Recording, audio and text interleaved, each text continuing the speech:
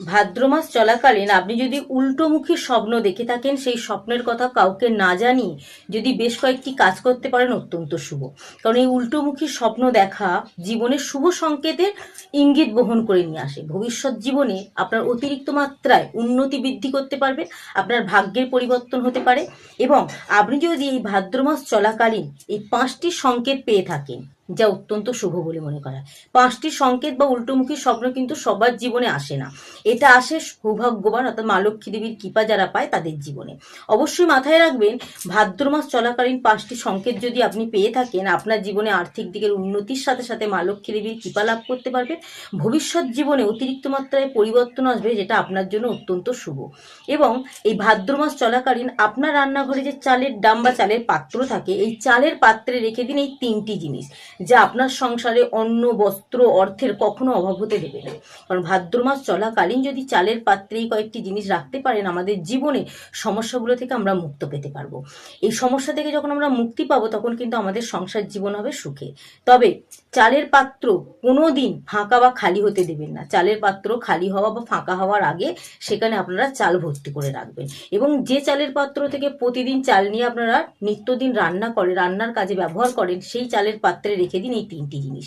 তার সাথে আপনারা যখন চালের পাত্রটিকে পরিষ্কার করবেন, অবশ্যই বৃহস্পতিবার দেখে সিঁদুর বা হলুদ আলাদা আলাদা করেও করতে পারেন, বা সিঁদুর বা হলুদকে একসঙ্গে মিশিয়ে স্বস্তিক চিহ্ন বা ওম চিহ্ন যদি আপনারা চালের ডামের পাত্রে রাখতে পারেন বা আঁকতে পারেন, অত্যন্ত শুভ ফলাফল আমাদের জীবনে আসবে। এতে কিন্তু মা লক্ষ্মী দেবীর কৃপা লাভ করতে পারবেন।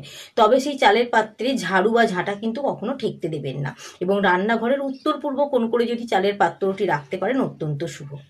ভাদ্র মাস চলাকালীন সকালে ঘুম থেকে ওঠার পর যদি দূর থেকে কোনো শঙ্খধ্বনির আওয়াজ আপনি আপনার কানের মধ্যে শুনতে পান, অর্থাৎ আপনি যদি শুনতে পান বা আপনার কাছে যদি সেই শঙ্খধ্বনি ভেসে আসে, আপনি বুঝে নেবেন এটা অত্যন্ত শুভ আপনার জন্য। সকালে ঘুম থেকে ওঠার পর আপনি ধরুন বাইরে বেরোচ্ছেন, হঠাৎ করে সাদা রঙের গাভী বা বাছুর দর্শন পেলেন, যা অত্যন্ত শুভ বলে মনে করা হয়। এতে কিন্তু আমরা সৌভাগ্য বৃদ্ধি পাই। আপনার জীবনের সৌভাগ্য যেমনই হোক না কেন, সেটা কিন্তু বদলে যেতে পারে, অত্যন্ত শুভ হয়ে আপনার জীবনে ধরা দিতে পারে। ভাদ্র মাস চলাকালীন সকালবেলা গোমাতার দর্শন পাওয়া বা বাছুরের দর্শন পাওয়া, সাদা বাছুর বা সাদা গোমাতা কিন্তু আমাদের জীবনে সৌভাগ্য বয়ে নিয়ে আসে। ভাদ্র মাস চলাকালীন ধরুন আপনি কোথাও কাজে বেরোচ্ছেন, সকালে ঘুম থেকে ওঠার পর যে কোনো শুভ কাজে বেরোচ্ছেন বা নিত্যদিন যে কাজে বেরোন সেই কাজে বেরোচ্ছেন, হঠাৎ করে কোনো ব্যক্তিকে বা কোনো মহিলাকে, আপনার চেনা মহিলাও হতে পারে, অচেনা মহিলাও হতে পারে, যদি ঝাড়ু হাতে দেখেন দাঁড়িয়ে আছে, যা আপনার জীবনে যে শুভ কাজের জন্য বেরোচ্ছিলেন, সেই শুভ কাজটা কিন্তু অতিরিক্ত মাত্রায় শুভ হয়ে ধরা দেবে, যা আপনার জীবনে দারিদ্রতা দূর করতে সাহায্য করবে। ভাদ্র মাস চলাকালীন হঠাৎ করে রাস্তায় যদি আপনি কোনো টাকা অর্থাৎ কয়েন খুঁজে পান বা কয়েন কুড়িয়ে পান, সেটা কিন্তু অত্যন্ত শুভ বলে মনে করা হয়। এই শুভ সংকেত আপনার জীবনে অতিরিক্ত মাত্রায় ধন লাভের ইঙ্গিত বহন করে নিয়ে আসতে পারে। তবে সেই অর্থকে নিজের কাছে না রেখে যদি আপনারা যে কোনো মন্দিরে দান করতে পারেন, যা অত্যন্ত শুভ বলে মনে করা হয়।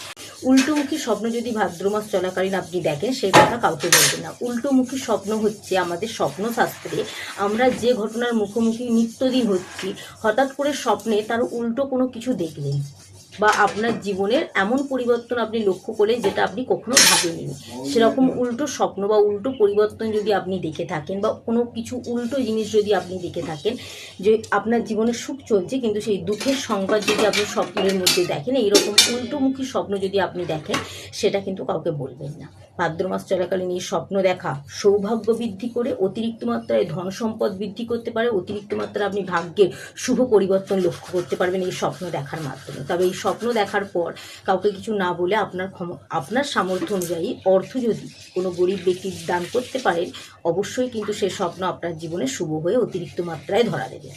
আপনি এই ভাদ্র মাস চলাকালীন কিছু করেন বা না করেন, রান্নাঘরে যে চালের পাত্র বা চালের ডাম রাখেন, সেটাকে উত্তর পূর্ব কোণ করে রাখবেন। এবং সেই চালের পাত্রে যদি আপনারা এই কয়েকটি জিনিস রাখতে পারেন, যা আমাদের জন্য বা আমাদের সংসারের জন্য অত্যন্ত শুভ।